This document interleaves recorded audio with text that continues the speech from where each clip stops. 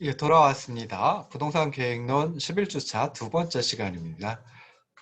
첫 번째 시간에는 기반시설의 의미에 대해서 이제 살펴봤었죠. 이번 시간에는 이제 기반시설의 특성과 분류에 대해서 먼저 살펴보도록 하겠습니다. 마찬가지로 화면을 띄워놓고 시작하도록 하겠습니다. 그래서 지금 하게 될 것은 68쪽서부터 이제 진행을 하면 됩니다. 기반 시설은 기본적으로 이제 도시민의 활동을 위해 필수적으로 공급되어야 하지만 시장에 의한 공급이 불가능하거나 어렵고 공공성과 외부 경제 효과가 크기 때문에 시설의 입지 결정이나 설치, 관리에 공공의 개입이 필요한 시설이라고 이제 조금 길게 정의를 할 수 있습니다. 그러니까 쉽게 말하면 시장에 맡겨놓으면 공급이 불가능하거나 어렵다라는 거죠. 공급이 되더라도 조금 이제 과소하게 적정한 수준보다 과소하게 공급이 된다든지 하기 때문에 그런데도 불구하고 이제 공공성 그리고 외부 경제 효과가 크게 나타나기 때문에 공공의 개입이 필요한 시설이다. 뭐 이렇게 이제 정의를 할 수가 있습니다. 그렇지만 최근에는 공공 부문의 이제 재정적 한계 그리고 기반 시설의 어떤 시장성 확대, 그러니까 수요가 커졌다라는 거죠. 그래서 기반 시설에 대한 민간의 투자가 증가를 하고 있습니다. 그래서 민간 투자 사업, 뭐 BTO, BTL, 뭐 이런 식으로 해가지고 굉장히 많은 민간 투자 사업이 이제 진행이 되고 있습니다. 그 다음에 또 생각해 볼 게 이제 사회 경제적 변화에 따라서 도시 활동의 필수적인 시설이 무엇이냐, 뭐 이런 필요한 시설에 대한 것도 좀 많이 변화가 되고 있습니다. 그렇기 때문에 기반 시설은 뭐 이러이러한 것이 기반 시설이라 이런 식으로 이제 일률적으로 정의하기가 예전보다는 좀 어려워졌다라고 생각을 해볼 수 있습니다. 그럼에도 불구하고 이제 분류를 할 때 크게 두 가지 방식이 있는데요. 비경합성과 비배제성에 따른 분류 방식이 있고요. 그 다음에 이제 또 생각을 해볼 수 있는 게 어, 물리적, 기능적 특성에 따라서 분류를 또 해볼 수도 있습니다. 그래서 먼저 비경합성, 비배제성이라고 하는 이 두 가지 성격에 따라 재화를 분류를 해볼 수가 있습니다. 그래서 이 두 가지 성격, 비경합성과 비배제성이라고 하는 것은 이제 소비 측면에서 갖고 있는 성격인데요. 비경합성과 비배제성 여부를 기준으로 해가지고 재화 서비스를 네 가지로 분류를 할 수가 있습니다. 여기서 이제 소비의 비경합성이라고 하는 것은 어떤 사람이 추가적으로 소비에 참여한다고 해서 다른 사람의 소비 가능성이 줄어들지 않는 성격을 의미합니다. 그러니까 모든 소비자가 그 재화 서비스에서 나오는 혜택을 다 같이 나눠 가질 수 있다라고 하는 성격을 의미합니다. 그렇다라고 하면은 결국은 이제 추가적인 생산이 필요가 없다라는 거죠. 그러니까 추가적인 생산을 하지 않더라도 어떤 한 사람이 추가적으로 소비에 참여해도 된다라는 의미가 되거든요. 그래서 추가적인 생산이 필요가 없기 때문에 추가적인 비용, 한계 비용이 제로가 되고, 그다음에 최적 수준에서 그 결정을 할 때, 그러니까 최적 수준인지 효율적 수준인지 뭐 이런 걸 결정할 때 사실은 완전 경쟁 시장이라고 하면은 가격이 한계 비용하고 일치할 때 그때가 이제 사회적으로 가장 바람직한 수준이다라고 생각해 볼 수 있는데 한계 비용이 제로이므로 가격도 제로가 돼야지 말하자면은 이런 그 비경합성을 가진 재화의 효율적인 공급이 가능하다라고 생각을 해볼 수 있습니다. 그렇다라고 하면은 가격이 제로니까 가격을 갖다 지불하지 않아도 정말 가격이 제로일 때 그때 이제 저기 공급이 효율적이다. 생산과 공급이 효율적이다라고 생각해 볼 수 있는데 이렇다라고 하면 가격을 제로로 받는다. 그러니까 가격을 받지 않는 거죠. 대가를 받지 않는 거죠. 그렇다라고 하면은 과연 민간 기업이 시장에서 이러한 재화를 공급을 할까, 즉 비경합성을 가지고 있는 재화를 공급할까, 조금 이제 그게 문제가 될 수 있습니다. 그래서 두 번째 특성은 이제 소비의 비배제성인데요. 소비의 비배제성 또는 배제 불가능성이라고 얘기를 합니다. 대가를 지불하지 않은 사람을 재화 서비스의 소비로부터 배제할 수 없는 성격을 소비의 비배제성 또는 배제 불가능성이라고 얘기를 하는데요. 자, 이러다 보니까 대가를 지불하지 않고 소비로부터 대가를 지불하지 않더라도 소비로부터 배제당하지 않습니다. 그러면 누구나 다 대가를 지불하지 않고 소비에 참여를 하려고 하겠죠. 그래서 이럴 때 나타나는 게 이제 무임승차자의 문제, 프리라이더라고 하는 문제가 발생을 합니다. 그래서 여기 보시면은 이제 69쪽에 표가 있는데요. 이 표에서 비경합성과 비배제성, 소비의 비경합성과 비배제성을 완벽하게 가지고 있는 재화를 공공재 중에서도 이제 순수 공공재라고 얘기를 합니다. 그래서 이런 경우 같으면은 사회에 꼭 필요한 재화임에도 불구하고 실제로 민간 부문에 맡겼을 때 생산과 공급이 이루어지질 않고요. 혹시나 생산과 공급이 이루어진다라고 하더라도 비배제성 때문에 무임승차자들이 발생을 할 수밖에 없습니다. 그러니까 민간 부문에 맡겨놓으면 이런 공공재, 특히나 순수 공공재 같은 경우에는 생산과 공급이 이루어지질 않고 그래서 시장이 형성되지 않는다라고 생각을 해볼 수 있습니다. 그래서 여기 보시면 비경합성과 비배제성을 두 가지 성격이 모두 다 만족되는 재화를 순수 공공재라고 얘기를 하고요. 순수 공공재는 뭐 예를 들어가지고 국방이라든지 치안, 공중위생 뭐 이런 것들을 이제 생각을 해볼 수 있습니다. 근데 뭐 사실은 국방이나 치안, 공중위생도 완벽하게 순수 공공재이다. 그러니까 완벽하게 이 두 가지 특성을 가지고 있냐면 뭐 또 그렇지만은 않을 수도 있습니다. 그래서 여기 보시면은 설명이 편익의 사회적 귀속성이 있어서 공공부문이 공급을 담당하고 조세를 통해 비용을 부담할 수밖에 없는 그런 재화가 공공재이다 라고 생각해 볼 수 있습니다. 이 밑에 다시 설명을 보시면은 순수 공공재는 그 성격 때문에 시장을 통해 공급을 할 수가 없고 뭐 그래도 굉장히 필요한 필수적인 재화들이거든요. 그래서 재화 서비스의 공급을 확보하기 위해 공공부문의 강제적인 세금 징수 그리고 토지 확보 뭐 이런 것들이 필요한 재화가 순수 공공재이다라고 생각을 해볼 수 있습니다.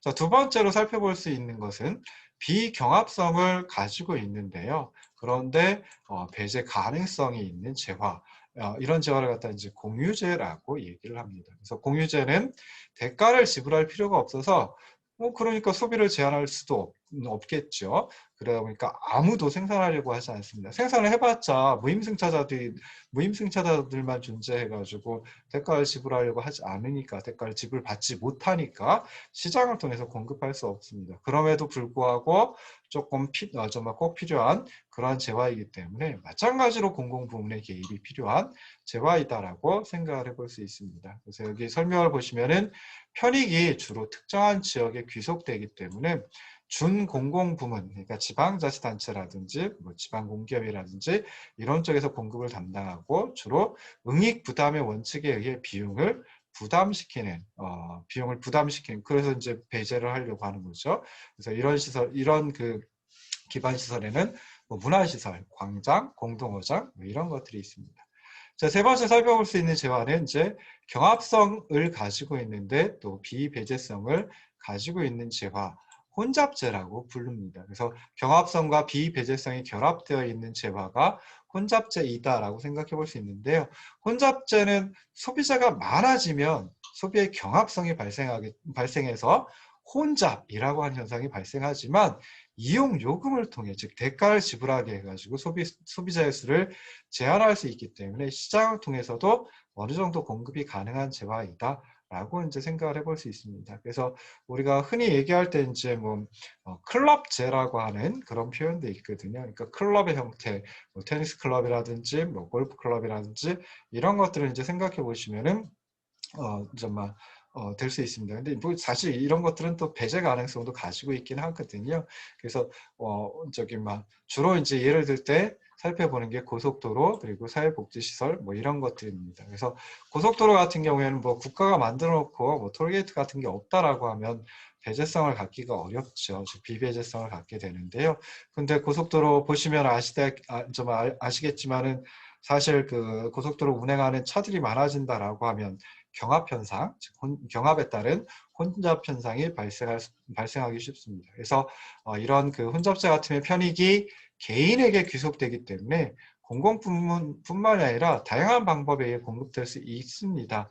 그렇긴 하지만 대부분 이제 공공부문에서 공급을 하고요. 그리고 응능 부담의 원칙에 의해 비용 부담을 시키는 것이 일반적이다라고 생각해 볼 수 있습니다. 마지막 경합성과 배제 가능성 완벽하게 가지고 있는 재화를 이제 사적재라고 얘기를 합니다. 그래서 사적재 설명 보시면은 사적재는 시장을 통한 공급이 가능합니다. 그리고 또 그렇게 하는 것이 자원 배분의 효율성을 만족시킬 수 있는 그런 재화입니다. 그래서 편익이 개인에게 귀속되기 때문에 민간 부문에 의해 공급이 되고 그다음에 개인이 비용을 부담하는 그런 재화를 사적재라고 합니다. 제가 제일 좋아하는 피자와 같은 거, 뭐 그다음에 수영장, 주차장 이런 것들이 이제 사적재에 포함이 된다라고 생각을 해볼 수 있습니다. 그래서 여기서 이제 공유재 그리고 혼잡재는 비경합성과 비배제성이 완벽하지 않기 때문에 순수 공공재가 아닌 비순수 공공재, 공공재에는 포함이 되지만 순수 공공재는 아니다라고 해서 비순수 공공재라고 이제 또 얘기를 합니다. 그래서 아까 정말 A가 그러니까 표에서 보시면 A가 이제 공공재 어떤 의미에서 이제 순수 공공재를 의미를 하거든요. 그래서 그 A 순수 공공재와 그다음에 B와 C 비순수 공공재 이런 것들은 이제 시장을 통해서 공급을 한다라고 하면 공급을 할 수 없는 경우 순수 공공재는 공급이 이루어지지 않습니다. 시장을 통해 공급이 이루어지지 않습니다. 그리고 이제 비순수 공공재 같은 경우에는 시장을 통해 공급이 이루어질 수는 있지만 자원 배분의 효율성을 만족시키는 그러한 적정한 수준보다 더 적게 즉 과소하게 공급이 이루어지기 때문에 자원 배분의 효율성을 만족시키기 위해서라도 공공 부문의 개입이 필요한 재화이다라고 생각해 볼 수 있습니다. 그래서 A, B, C 즉 순수 공공재와 공공재, 공공재 이제 공유재와 혼잡재가 포함이 되죠. 그래서 순수 공공재와 비순수 공공재 같으면은 공공 부문의 개입이 필요한 재화이다라고 생각을 해볼 수 있는데요. 그렇다라고 해가지고 정부가 기반시설이라고 하는 공공재 설치에 개입하는 것이 항상 바람직하냐, 언제나 정당화되느냐라고 하는 건 아니다라고도 생각을 해볼 수 있습니다. 그래서 시장 경제 체제이니까요. 정부 개입은 기반시설이 정상적인 시장에 의해 조성될 수 없거나 또는 정상적인 시장을 통해 이루어질 때보다 현저하게 더 큰 사회적 순이익을 창출하는 경우에만 정부가 개입하는 것이 정부가 기반시설의 설치에 개입하는 것이 정당하다라고 생각해 볼 수 있습니다. 그래서 공공부문이 기반시설 설치에 직접 개입하는 것보다는 그거에 앞서서 시장 기구를 통해 공급할 수 있는 어떤 여건을 마련해 주는 것이 바람직하다라고 하는 것까지 생각해 보시면 좋을 듯 싶습니다. 그래서 우리가 지금 하고 있는 거 기반시설, 그다음에 또 이제 기반시설의 일부가 도시계획시설이 될 텐데요. 그 도시계획시설 정부가 또는 지방자치단체가 설치를 해야 되죠. 근데 그거에 앞서 가지고 시장을 통해서 공급하는 거 그런 것도 좀 한번 먼저 생각을 해보는 게 바람직하다라고 생각을 하시면 좋을 듯 싶습니다. 자, 이 기반시설을 분류하는 방식, 두 번째 방식은 이제 물리적, 기능적 특성에 따른 분류가 있습니다. 그래서 요거는 그 기반시설의 어떤 고유한 물리적, 기능적 특성에 따라 가지고 주변 요소 의존형, 지역 연결형, 기능의 지역 연결형, 입지 제한형, 기반 규모 의존형 이런 식으로 이제 구분할 수 있는데요. 이렇게 구분하는 이유는 이제 적정한 입지 기준을 도출하고 효율적으로 운영, 관리하는 방안을 모색하는 데 좀 적합하다라고 생각해 볼 수 있습니다. 그러니까 좀 더 현실적인 그런 분류 방식이다라고 생각을 하시면 좋을 듯 싶어요. 제일 먼저 나오는 게 이제 주변 요소 의존형 기반 시설이라고 하는 게 있습니다. 그래서 주변 요소 의존형 시설은 광역적으로 입지하고 있는 자원 또는 요소들이 해당 시설과 필연적으로 관련성을 갖거나 직접적으로 투입되는 것이 마땅한 그런 시설을 의미합니다. 그래서 하수 종말 처리장 같은 거 생각을 해볼 수 있는데요. 하수 종말 처리장은 그 시설이 입지하고 있는 행정구역 내 하수뿐만 아니라 행정구역이 다르더라도 동일한 하수구역이다라고 하면 그 구역의 모든 하수를 처리하는 것이 마땅합니다. 그래서 이러한 것들을 갖다 설치하고 운영 관리하는 데는 주변 요소, 그러니까 동일한 하수 구역인지 그렇지 않은지에 의존할 수밖에 없죠. 그래서 이런 것들을 주변 요소 의존형 시설이다라고 생각해 볼 수 있습니다. 따라서 하수 종말 처리장 같으면 하수를 처리하는 그런 행정구역, 그러니까 지방자치단체와 그리고 하수를 배출하는 쪽의 지방자치단체가 서로 다를 수도 있습니다. 항상 일치하는 것만은 아니거든요. 물론 일치할 수도 있고 그렇지 않을 수도 있습니다. 그렇다 보니까 관련 지방자치단체 사이에 광역적인 하수 처리 체계가 만들어지지 않으면 안 된다. 뭐 이렇게 이제 생각을 해볼 수 있습니다. 제가 부산 지역, 부울경 지역은 잘 모르니까요. 제가 태어나고 자란 데가 이제 경기도 연천군입니다. 경기도 연천군 그러면 이제 뭐 자랑할 만한 게 많지는 않은데 그래도 자랑할 만한 게 이제 한탄강이라고 하는 조금 넓은 강이 흐릅니다. 한탄강은 임진강의 지류이고요. 그다음에 한탄강의 지류 가운데 이제 동두천에서 출발해가지고 동두천이 이제 연천보다 남쪽이거든요. 그래서 동두천서부터 출발해가지고 이제 한탄강에 흡수가 되는 한탄강에 이제 흘러 들어가는 지천이 하나 있는데 이제 신천이라고 하는 것이 있습니다. 신천이 지금은 좀 달라졌는데요. 예전에 제가 고등학교 다닐 때까지만 해도 신천 주변에 그 가죽 공장들이 많았습니다. 그래서 가죽 공장이 지금은 그렇게 하지 않지만 예전에는 가죽을 갖다 이제 염색을 하고 뭐 또는 이제 가죽에 배어있는 어떤 냄새를 갖다 정말 탈출을 해야 되겠죠. 그럴 때 이제 염색을 하고 그 다음에 이제 물에다 세척을 해야 되는데 아주 여러 번 세척을 해야 되는데요. 근데 그 세척을 어디서 했냐면은 그 신천이라고 하는 하천에서 세척을 하고 그 뚝뚝에다가 이제 길게 이제 늘어놓기도 하고 그랬었습니다. 그러니까 뭐 냄새도 장난이 아니었고요. 그 다음에 그 세척을 하면은 그 폐수가 다 그 신천으로 흘러 들어가는 거죠. 그러면 신천이 이제 한탄강에 흡수가 되는데 합류가 되는데 그 합류가 되는 지역이 어디냐면 연천 지역입니다. 근데 그 폐수는 어디에서 배출이 되냐면은 동두천 지역에서 배출이 되거든요. 그러다 보니까 폐수를 배출하는 건 동두천 지역인데 이걸 갖다가 제대로 이제 처리를 하려면 그 폐수를 갖다가 좀 처리를 하려 그러면은 폐수 처리장을 만들려면은 실제로 이제 저 신천에서 한탄강으로 합류하는 거기다가 이제 만들어 놓으면 딱 좋겠죠. 근데 그 지역은 또 경기도 연천입니다. 그래서 누가 그 비용을 대야 되느냐, 누가 설치하고 운영하고 비용을 대야 되느냐, 이거 가지고 굉장히 오랫동안 지방자치단체 간에 갈등이 있었습니다. 그래서 이제 계속 그 폐수를 갖다가 동두천 지역에서는 흘려보내고 배출하고 그다음에 연천 지역에서 이제 한탄강으로 흘러 들어가니까 전전긍긍하고 뭐 서로 싸우고 그러다가 이제 결국에 합의를 본 게 결국 시설을 설치하고 운영하는 건 연천에서 이제 설치하고 운영을 하고요. 그리고 그 비용은 동두천에서 좀 이제 지불하는 그런 형태로 해가지고 했습니다. 그래서 이런 걸 보면은 이제 그 처리자와 배출자가 반드시 일치하지는 않는다. 그래서 관련 지방자치단체 사이에 좀 광역적인 그런 어떤 하수 처리 체계 또는 폐수 처리 체계가 만들어지는 것이 바람직하다라고 생각해 볼 수 있습니다. 자, 두 번째는 지역 연결형 시설입니다. 그래서 지역 연결형 시설은 시설 자체가 물리적으로 지역 간의 연결성을 유지하지 않으면 서비스를 제공할 수 없는 그런 시설을 의미합니다. 대표적인 게 이제 이제 도로 같은 거죠.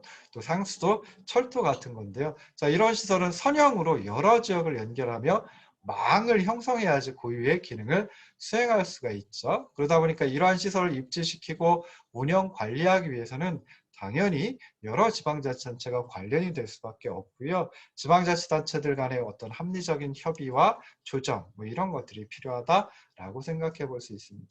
자, 세 번째 보는 게 이제 기능의 지역 연결형 시설입니다.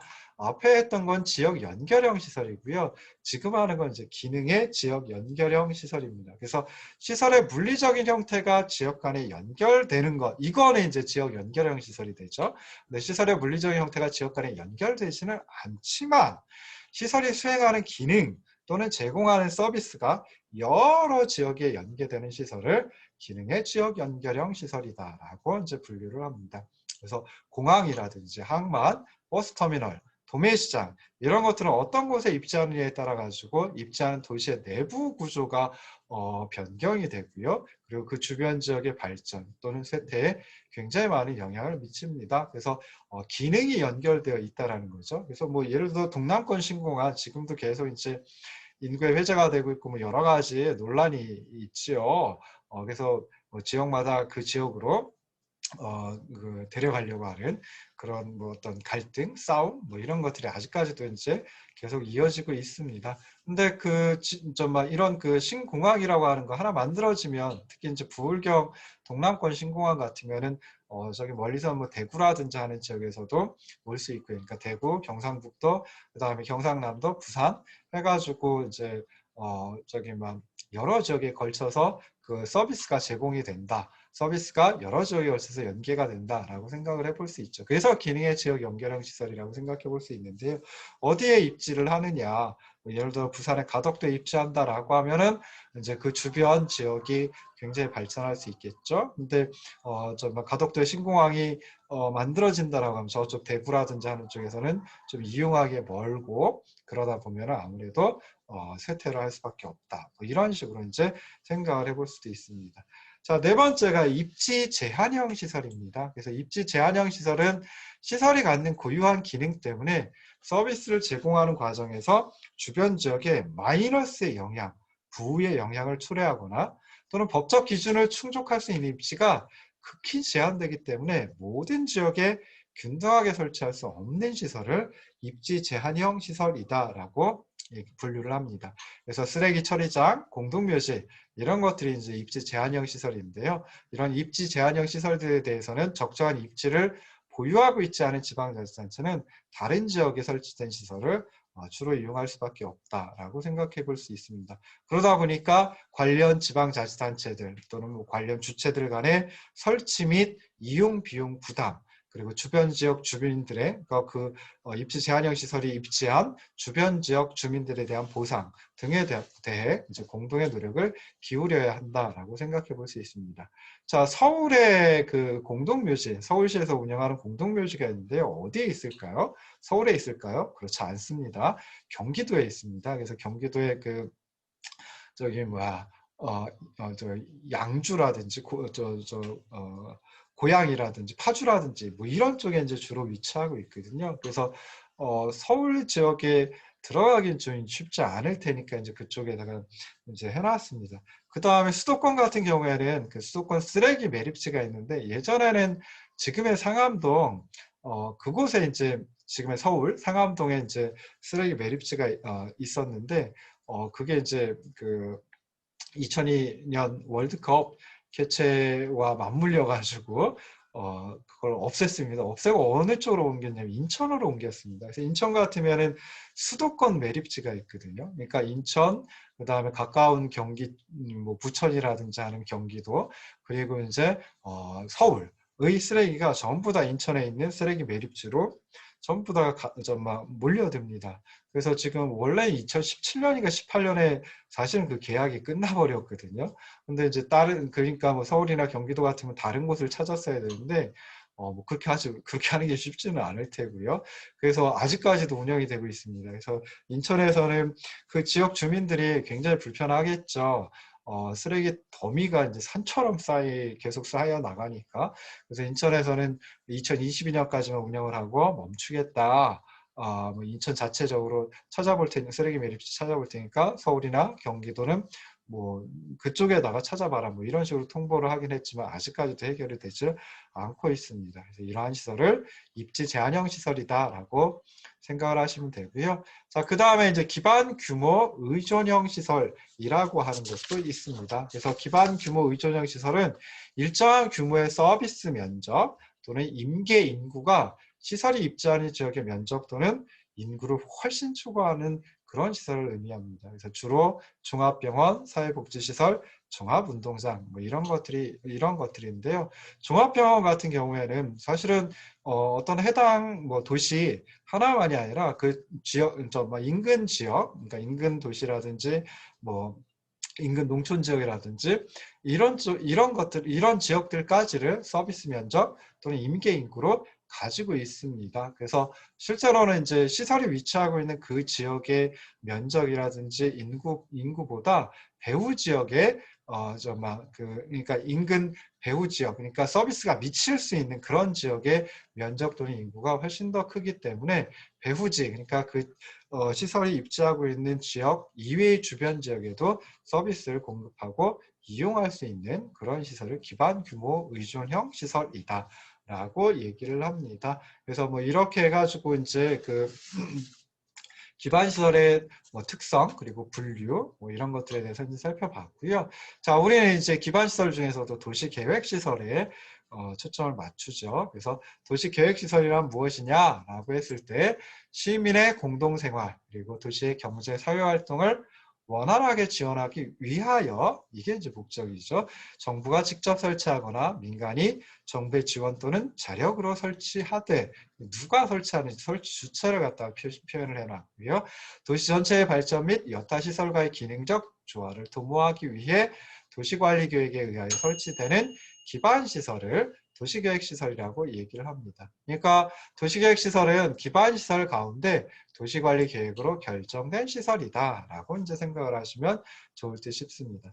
뭐 그렇다고 해가지고 도시관리계획, 도시군관리계획, 도시점군관리계획 이 절차를 꼭 거쳐야 되냐? 그렇지 않고도 기반시설을 설치할 수도 있습니다. 그래서 용도지역 또는 기반시설의 특성에 따라서 도시관리계획 절차를 거쳐야 하는 경우도 있고 거치지 않아도 되는 경우도 있다. 그래서 도시관리계획으로 결정해야 하는 시설을 도시계획시설 중에 의무시설이라고 얘기를 하고요.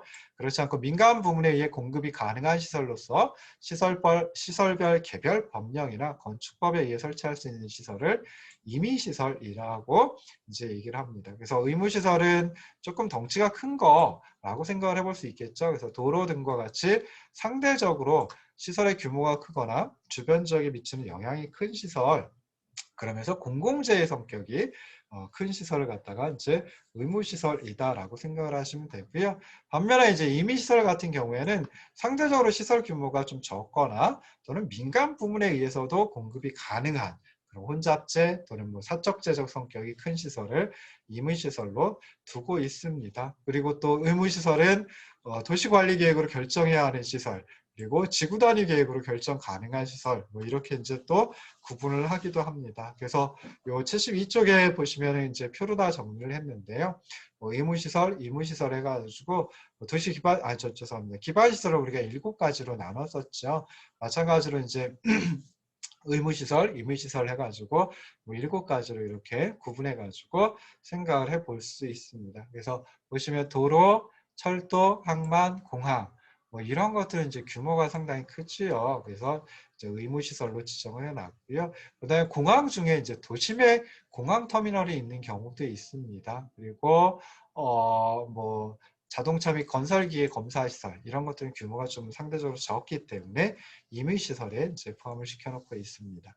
공간시설도 보시면 뭐 광장이라든지 공원, 녹지, 유원지 뭐 이런 것들은 규모가 큰데요. 광장 중에서 건축물 부설 광장, 그러니까 이거는 일반 건물 앞에 이제 조금 광장의 역할을 하는 것들이거든요. 그런 것들하고 공공공지 이것도 규모가 적습니다. 그래서 임의시설에 포함을 시킨다라고 생각을 해보시면 되고요. 나머지도 이제 마찬가지입니다. 그래서 공공문화체육시설도 이제 학교, 유치원 등을 제외한 나머지 학교는 이제 좀 그래도 규모가 큰데요. 유치원이라든지 뭐 특수학교, 대안학교, 방송통신대학 뭐 이런 것들은 이제 좀 상대적으로 규모가 적죠. 그래서 임의시설에 포함한다라고 생각하시면 되고요. 뭐 보건위생시설도 도축장 같은 경우에는 500평방미터 미만 제외한 도축장은 좀 규모가 크니까 의무시설에 포함을 시키고 그 다음에 장사시설이나 500평방미터 미만의 도축장, 종합의료시설 이런 것들은 좀 상대적으로 규모가 적기 때문에 임의시설에 포함을 시킨다라고 생각을 하시면 좋을 듯 싶습니다. 그래서 두 번째 시간에는 기반시설 어떻게 이제 기반시설의 특성이 무엇인지 살펴보면서 그러면서 이제 그 재화의 성격 그리고